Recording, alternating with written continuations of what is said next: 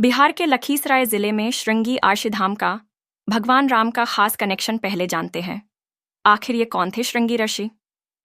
ऋष्य श्रृंग या श्रृंगी अर्षि का वाल्मीकि रामायण में वर्णन किया गया है। कहते हैं कि ऋषि श्रृंग पुत्र कामेष्ठी यज्ञ में विशेषज्ञ थे।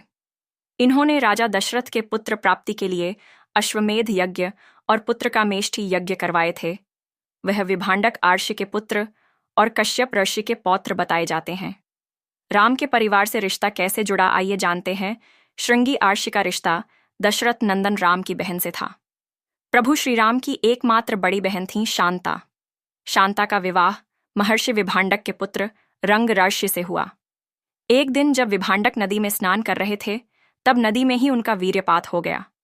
उस जल को एक हिरणी ने पी लिया था, जिसके फलस्वरूप रंग आर्षि का जन्म हुआ था। किस्सा यह है कि एक बार एक ब्राह्मण अपने क्षेत्र में फसल की पैदावार के लिए मदद करने के लिए राजा रोमपद के पास गया, तो राजा ने उसकी बात पर ध्यान नहीं दिया। अपने भक्त की बेइज्जती पर गुस्साए इंद्रदेव ने बारिश नहीं होने दी। इस वजह से सूखा पड़ गया। तब राजा ने रंगऋषि को यज्ञ करने के लिए बुलाया। यज्ञ के बाद भारी वर्षा हुई। जनता इतनी खुश हुई कि अंग देश में जश्न का माहौल बन गया। तभी वर्षणी और रोमपद ने अपनी गोद ली हुई बेटी शांता का हाथ रंगऋषि को देने का फैसला किया। शांता असल में राजा दशरथ की पुत्री थी। राजा रोमपाद को जब कोई संतान नहीं हुई थी, तो राजा दशरथ ने अपने मित्र रोमपाद को अपनी पुत्री को गोद दे दिया था।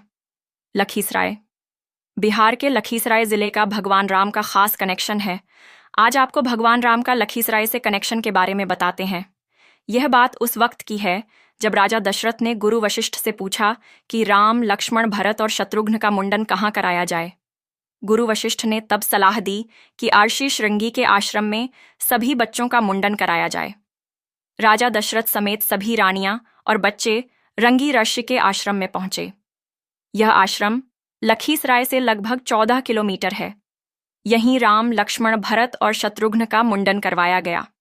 लखीसराय जिले का एक धार्मिक स्थल है जहां राम, लक्ष्मण, भरत और शत्रुघ्न का मुंडन किया गया था। ये है श्रृंगी आर्षि का आश्रम, जिसका जन्म आर्षि विभांडक के पुत्र रंग ऋषि से हुआ था। लखीसराय में स्थित जलकुंड और प्रकृति पहाड़ियां यहाँ के धार्मिक सैलानियों को आकर्षित करती हैं। श्रृंगी आर्षि धाम बिहार के एक बहुत बड़ा पर्यटन स्थल के रूप में विकसित हो सकती है। बिहार सरकार को इस पर काम करनी चाहिए। मेरी वीडियो अच्छी लगी तो लाइक, फॉलो करना ना भूले। मिलते हैं अगले वीडियो में। तब तक के लिए जय भारत, जय हिंद।